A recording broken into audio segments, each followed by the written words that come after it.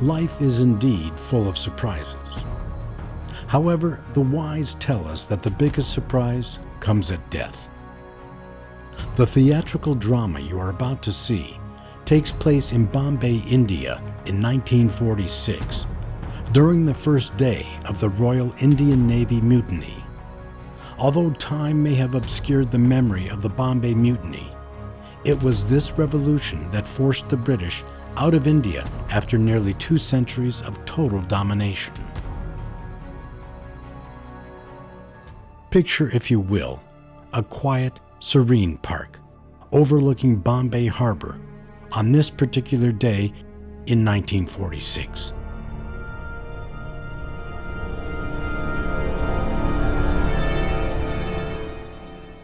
I don't care how it makes you feel. You are going to marry the man mother and father picked for you, and let that be the end of it. What is it with you and your precious Indian tradition? Ugh! Here we go again. Besides, neither father nor mother are alive now. Jai Hind!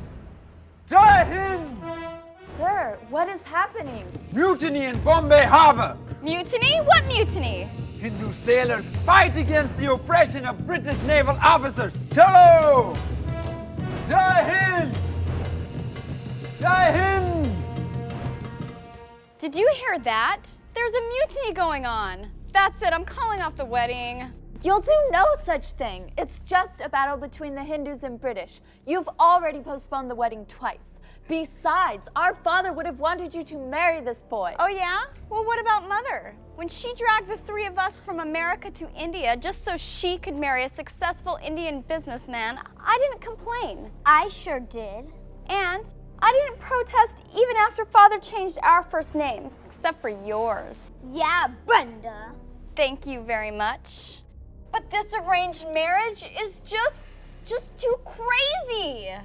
First of all, I kept my Western name because I am an actress. And when I go to New York to star on Broadway, I want to be known as Brenda. Brenda Patel? You've got to be kidding. Tulsi, Leela, you both were little when you were given Indian names. Besides, if you think about it, Brenda sounds a lot like Vrinda, as in Vrindavan. Come to think of it, Brenda Patel, when Mother married Father, no one forced her, did they? Look, now never you mind. Doesn't sound like a denial to me. Here we go again. Tulsi, all I'm trying to say is just cheer up, okay? I'm about to marry the man of my nightmares, and you have the nerve to say cheer up? Ah! I don't see how this day could possibly get any worse. Give me your money! I stand corrected. Oh no, it's a thief! Everybody No, run! no! Don't scream! Don't scream. Acha, you scream, the police come. That's the idea. Then Ah! I'm afraid you forced me to use this knife. Brenda, why are you giggling? She's giggling, isn't she? Brenda, this man has a knife. Please do not be frightened. Don't be frightened. You have a knife pointed at us. Yeah, a big orange knife. Hello? Oh, this knife. This is just to get your attention. Well, you've certainly done that. Then it is working. Give me your money and quit laughing. But sir, if we give you our money, my sister won't have anything left for her wedding dowry. You heard your sister. She doesn't even like the man. So what is the problem? Doesn't like him. She hates his guts. Leela, stop it. Still, I refuse to hand over all of our money to you. Then give what you can. Wait, give what we can? Are you robbing us or asking for a donation? What is the difference? Well, I suppose we can give, say, 2 rupees. 2 rupees? This is 1946. 2 rupees buys very little. Ugh, all right. How does 6 rupees sound? It sounds like an insult. 100 rupees minimum. What? 100 rupees? Are you crazy? I'll give you 10. 10? Just now joking are we? 75 rupees and not 1 rupee less. 15 rupees. Hold it, just hold it. Brenda, you're actually haggling with this crook? 40 rupees and I'm not a crook. 20 rupees, and we're not haggling. Yeah, right. You're not only haggling, you're giggling. Unbelievable. 20 rupees it is. You drive a hard bargain. In the name of all that is British, I order you to stop. Private, arrest that man. Oh, thank God. You arrived just in time.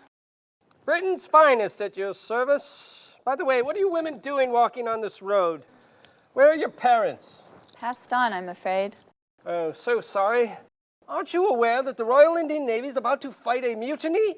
Right offshore in Bombay Harbor. Mobs of rioters will be running loose. Just like this sorry bloke. But the mobs are looking for you, British soldiers, not us. Yes, I'm aware of that little detail. Well, if it isn't the notorious Orange Knife Bandit, I should receive a commendation for this capture. Captain, look, this is an orange knife. Well, you're right. It's a bloody carrot that's been shaved to look like a knife. Bloody carrot? I don't see any blood. It was a figure of speech, nitwit. You there. Take off your mask and let us see just who you really are. I don't believe it.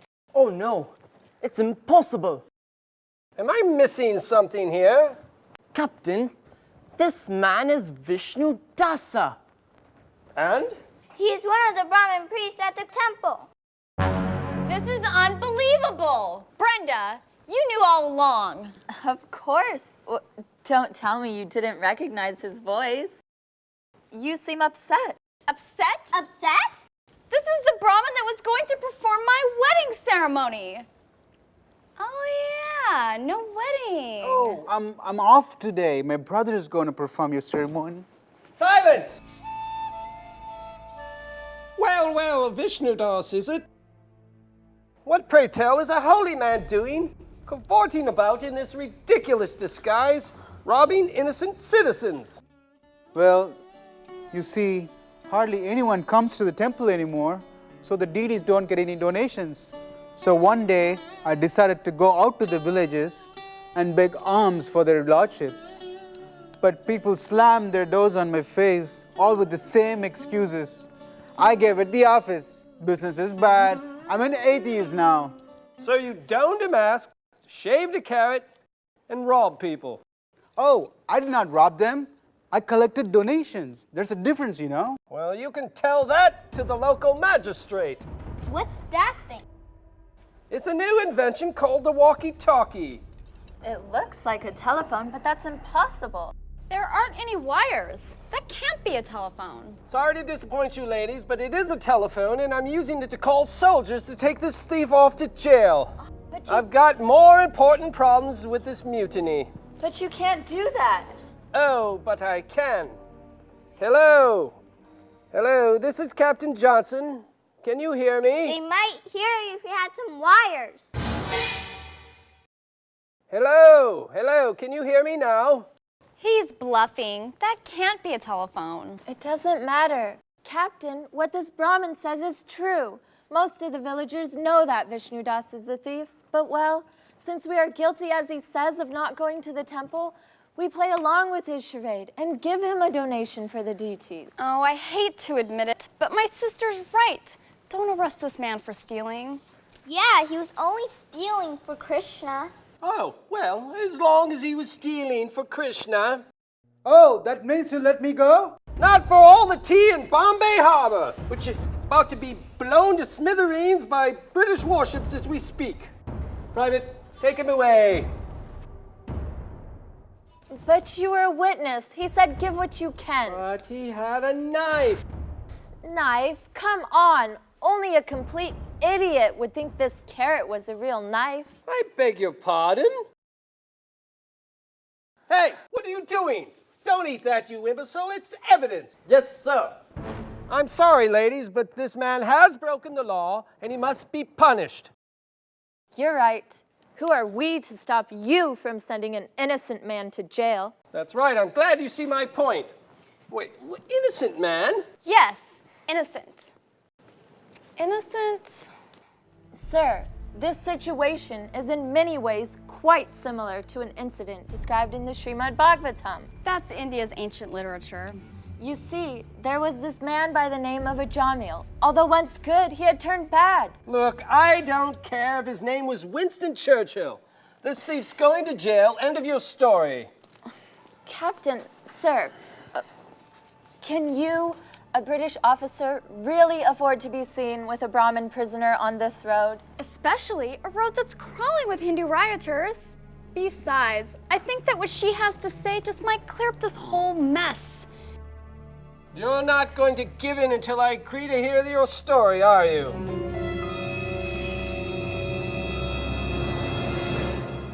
Very well, let's have it, but make it quick. This naval mutiny could turn ugly at any minute. Oh, thank you, thank you. You won't regret this. Well, something tells me I'm about to. Vishnudas, come over here. Why? What are you doing? The story of Ajamil will have more impact on the captain if we act it out. So that's why I want you to play Ajamil. Ajamil? But I don't want to play him. Ajamil was old and decrepit. This is just pretend, okay? Forgive her. My sister's studying to be an actress on Broadway. And Tulsi, you play the prostitute that Ajamil was attracted to. Oh, this is just great. You see, Captain, this man Ajamil was a devotee of God, righteous and of upstanding character. What are you doing? I said sit down. But I thought you said I'm of upstanding character. And although he was attracted to a decent woman, he became attracted to this low-class prostitute. Well, who could blame him for that? So, the Brahmin abandoned his wife for the prostitute, who gave him a son named Narayan. And for this dirty, dirty woman. Oh, you mean the prostitute? Yes, the prostitute, whatever. Ajamil cheated, robbed, and plundered the people. Here, Leela, you play Ajamil's son, Narayan. But that's a girl, not a boy. Shh! Can't you see she's telling a story? All right, sorry. 88 years quickly passed for the sinful Ajamil.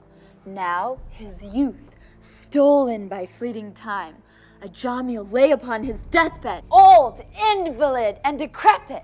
Old and decrepit? Aha! I knew this was coming. Vishnudas, lie down.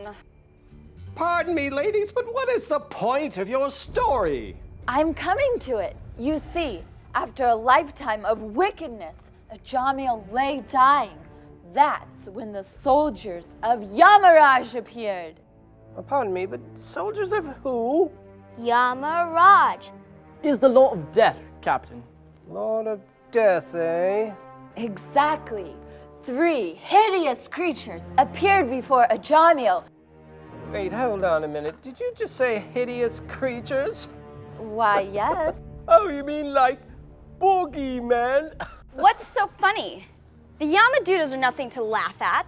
They're these big, bad, horrible monsters. They look worse than him. That's it. I've heard enough of your story.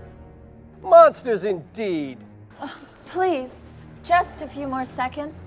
Here, Tulsi, What now? let's reenact the Yamadutas. Here, now you play a Yamaduta. Let's reenact the scene. Growl like a monster. Grr? No, where's your motivation?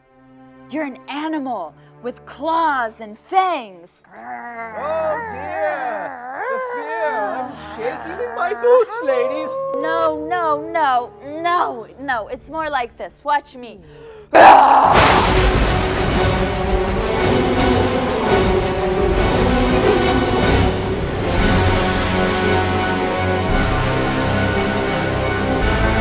My God!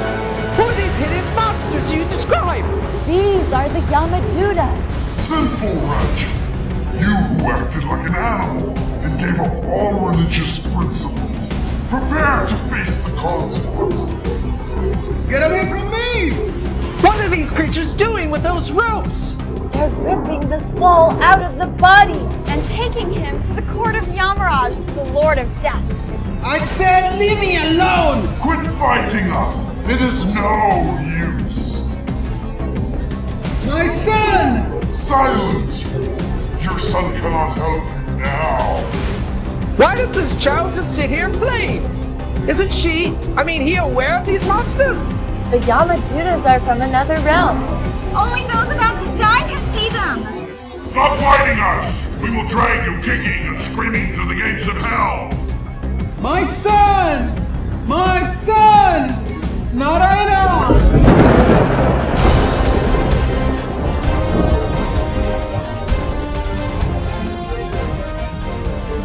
Wait! Do not fear, Hajam. Who are these strange, wonderful beings that you describe? These are the Vishnu Judas. Ah, I see. Servants of Lord Vishnu. By whose order are you ripping the soul from its body? We are the order carriers of the great Lord of Death, Yamaraja, and our instructions are to bring this sinful man to face punishment for his sinful life. No! Although sinful as he was, Ajamil uttered the holy name of Narayan, The name of our Lord and Master. Master, that's a lie! He was calling out the name of his son, not your lord! It was just a coincidence. Do not anger us further. He is legally ours to punish. No! Regardless of the reason, he uttered the holy name. The name of God is as good as God himself. It is our duty to protect Ajamil. You dare claim that this rogue is now under your protection? By whose authority? Lord Narayan himself. Therefore, leave this place immediately, or be advised you will suffer severe consequences. Severe consequences? Us? Do you realize how powerful we are?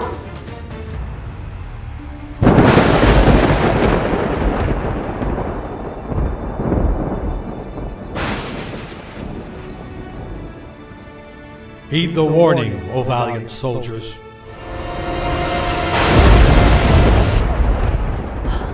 Vishnudas, are you all right? Well, I must say, madam, you really know how to tell a story. That was positively shocking.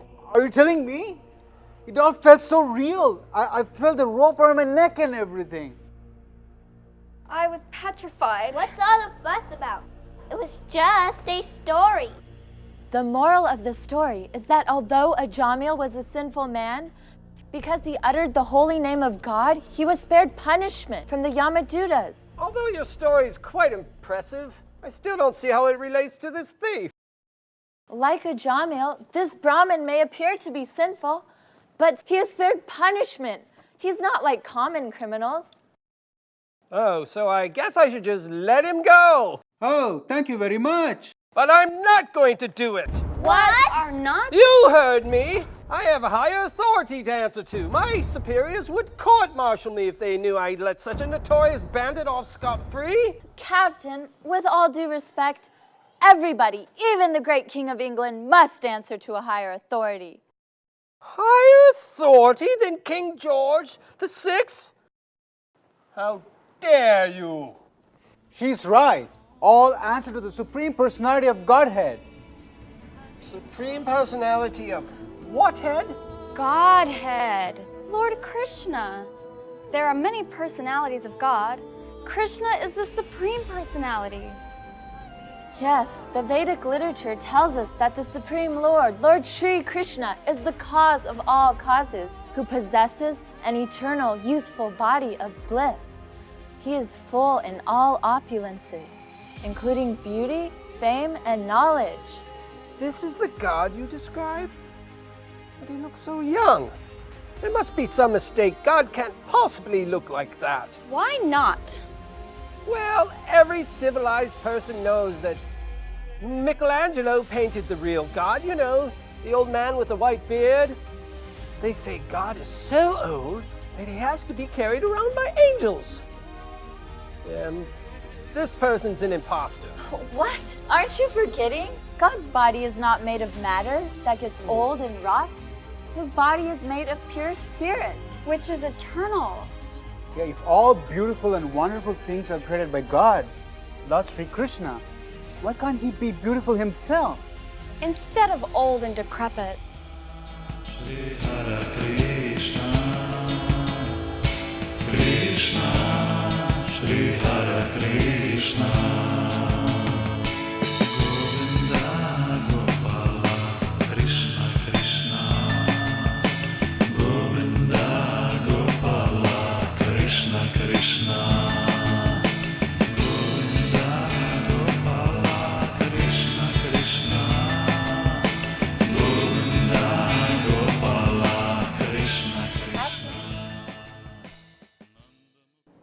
Captain, what is your decision?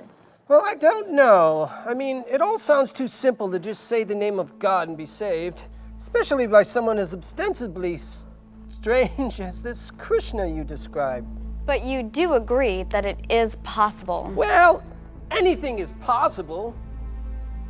But I guess it stands to reason that if God were old with white hair, then he would grow old and die just like the rest of us. And that couldn't be God, could it? No, it couldn't. See, I told you the British were smart. Well, all right. Since it would be difficult for me to explain how I arrested a man armed with a ludicrous carrot as a deadly weapon, Vishnu Das, you're free to go. Yeah!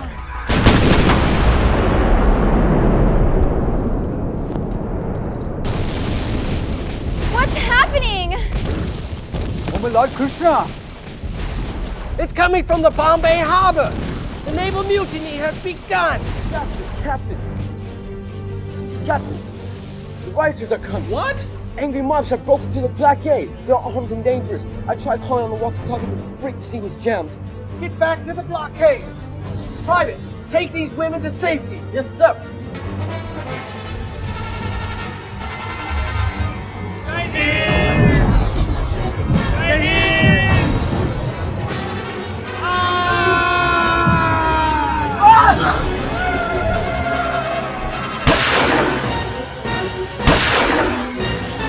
Captain, behind you!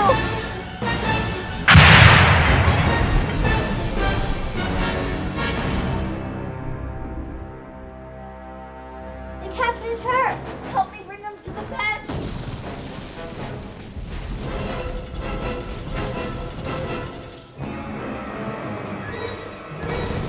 Looks like he's not going to make it. You shouldn't be seen helping a British officer. Your lives could be in danger. You took a bullet for us. The least we can do is help you. He needs a doctor. Walkie. What? Walkie. Walk? You are in no position to walk, sir. He means that box. The, Walkie-talkie. I'll get it. Button. Side.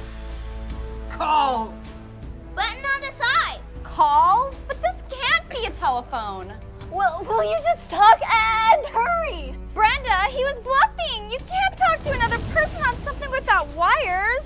Just do it anyway. Press the button already. Hello? Hello? Can anybody hear me? See, I told you it wasn't a real telephone.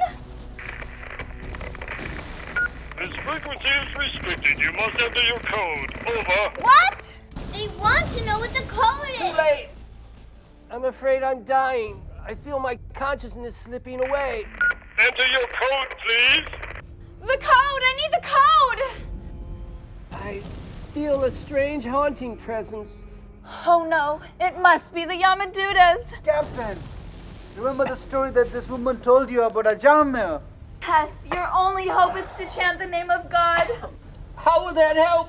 Your story was merely fiction. The code, over. No, the story was true, and the name of God is true. Please, chant. Give us the code now! 9-1. 9 or what? He said 9-1-1. The code is 9-11. Your Captain Johnson is wounded. He needs a doctor or a medic. He's dying. We're at, Lotus Park. Lotus Park. Hurry! I see hazy forms. They're horrible. Captain, say Narayan. The name! Fool! The woman uttered the name, not him! He must utter the name. Captain, chant! But I'm not a religious Hindu. It doesn't matter. Captain, just say any name of God. Jehovah, Buddha, Allah, or say Jesus. But I don't understand. How can saying a name make any difference? Remember, I didn't believe that this was a telephone. But you gave us the code 9011. It didn't make any sense, but I called anyway. What she's trying to say is that you need faith. There's no time to argue. Captain, say the name of the Supreme Lord, Narayan. But I thought you said Krishna was the Supreme Lord.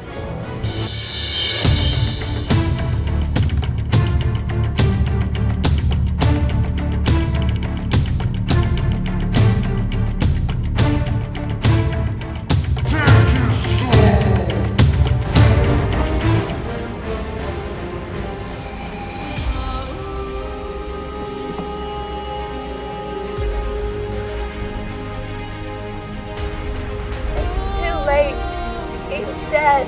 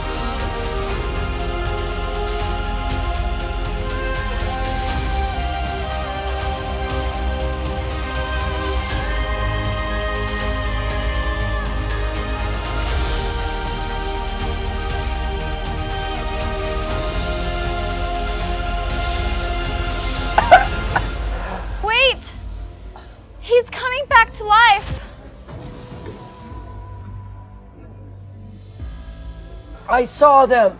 Saw who, sir? They were wonderful. Krishna has given you another chance at life. A better life. I didn't actually believe that saying the name of God could save my soul. We didn't believe that calling a code over this walkie-talkie would bring help either. And by calling out the code name of God, your spiritual body has been saved. Thank you. Me? But it was my sister who brought this soldier. Yes, but it was you who showed me how to call God soldiers. And that's most important. Besides, like I said before, you really know how to tell a story. Leela, you made this? Of course! What do you think I've been doing all this time? Captain, wait!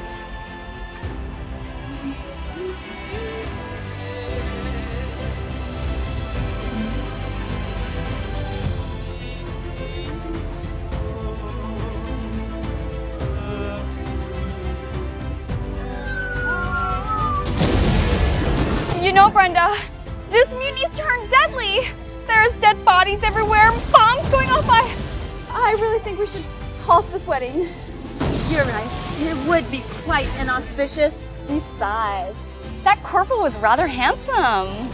Oh, no, you don't. You get back here this instant. Tulsi, you are going to marry the man Mother and Father picked for you, and let that be the end of it. Here we go again.